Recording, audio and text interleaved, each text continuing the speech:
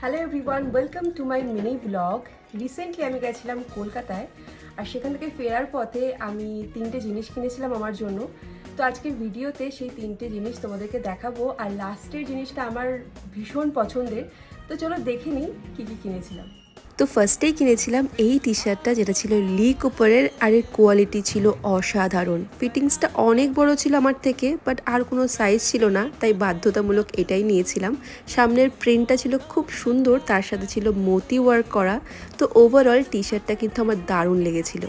এরপর কিনেছিলাম এই 2 পিসের সেটটা, যেটা ছিল পিওর কটনে, আর এরকম চাইনিজ কলার কিন্তু আমি ফার্স্ট টাইম পরছি। তো ওভারঅল কুর্তিটা বেশ ভালোই ছিল, আর প্যান্টটা ছিল সাদা আর পিচের কম্বিনেশনে। আর লাস্টে হলো আমার সব থেকে পছন্দের এই জিনিসটা, এটা হলো লেভির একটা হ্যান্ডব্যাগ। বাইরে থেকে এটা এত সুন্দর লাগছিল যে না নিয়ে থাকতে পারিনি। তোমাদের কেমন লাগলো অবশ্যই জানিও। তো চলো, বাই।